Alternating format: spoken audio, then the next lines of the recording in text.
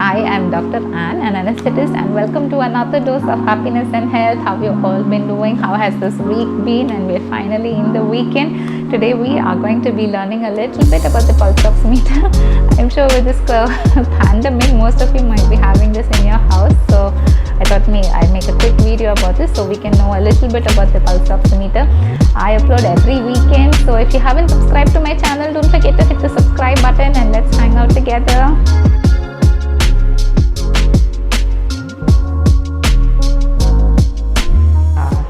At first I thought I'd talk about how to use a pulse oximeter. By now all of you must have figured it out, but in case you didn't know how to use a pulse oximeter or you're watching this video to learn how to use the pulse oximeter, I thought I'll go through the steps before I go into the video proper, so it will be useful for everyone. When you buy a pulse oximeter, it will be in its packaging, and when you open it, there won't be any batteries inside. We are loading the batteries in.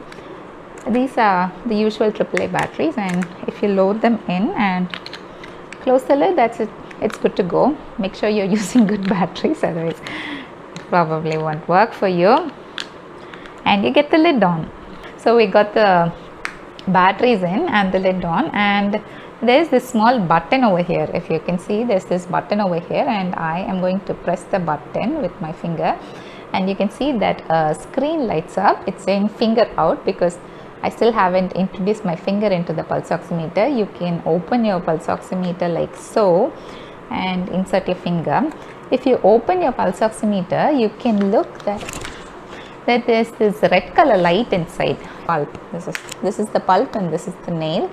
So your pulp of the finger should be on the red light, and as you can see, now I'm going to press the button again, and yeah, it's detecting, and as you can see, it goes on with a beep, and that's how to use your pulse oximeter. It's as simple as that. Most often, if you find that your pulse oximeter is not working, you might have to replace your batteries.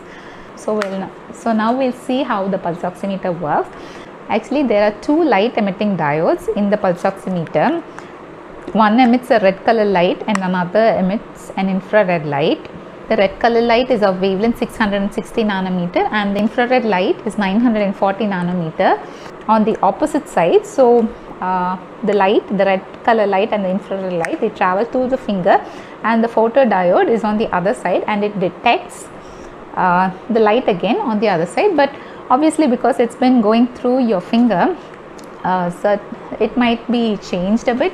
The light might be absorbed a little and the wavelength varies. There's this law called the Beer-Lambert's law. It uses that law and a few other mathematical calculations, and it also passes through venous blood, the muscles, skin and all. So it has all those calculations, and it finally shows the saturation on the screen and also the waveform of our blood pulsations, from which we can also get the heart rate. So that's how pulse oximeter works. Lot of physics going into it, but it's been in use since 1930, and 1930 was when people discovered that you could use this mechanism to measure the saturation of blood, but it wasn't a pulse oximeter like this till 1970s.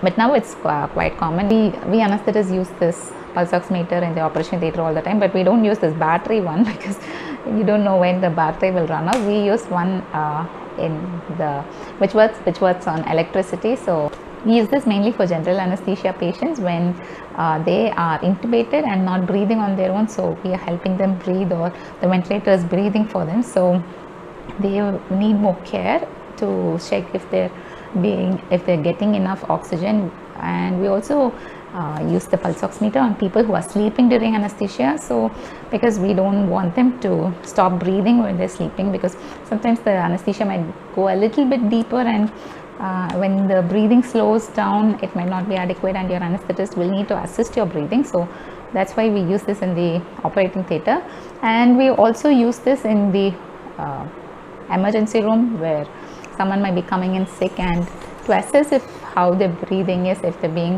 oxygenated or not, or we use this in the ICU when people are on ventilators, or just plain respiratory illness, like you might have pneumonia or some other lung infections or lung problems where you might need to be measured your blood saturation to see if you're doing well.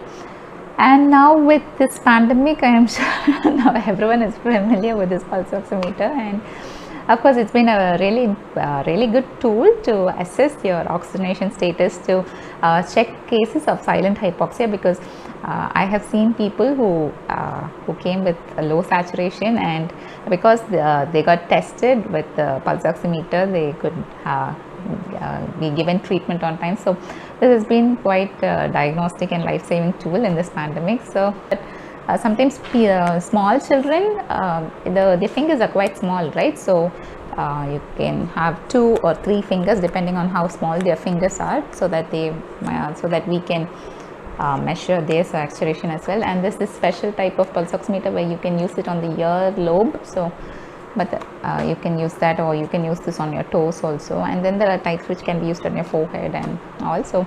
There are different types of pulse oximeter, but they're basically all the same. And sometimes the saturation levels shown in the pulse oximeter might be a bit low. If you have very cold fingers, sometimes the blood might not be circulating to your fingers very well, so it might show a little bit of low saturation. Or sometimes when you're shivering and because it's shaking, you might have low saturation, or you might have henna, or what do you call, mardani, or nail polish in your fingers, so, or maybe a tattoo over here. In those cases it might not be able to detect the light passing through like we usually do. And sometimes it might be showing normal when it's actually not normal, like in cases when there's carbon monoxide poisoning, or when you have methemoglobinemia. Sometimes when you have very low BP, or when your fingers are very calloused, or when you have dark skin, it can also cause an issue. But most often it's quite reliable. There is another alternative to seeing your blood saturation, but it's not as easy as measuring with a pulse oximeter. In that is called the arterial blood gas analysis, where we take a sample of blood from your artery, and it's quite painful. So we usually do that only when we really require it to be very, very accurate. And we also have to check a few other parameters, not just your oxygenation. So these are all a very short video about pulse oximeter. I hope you found it useful. Leave a comment down below if you liked my video, and let's see you again next week. Bye.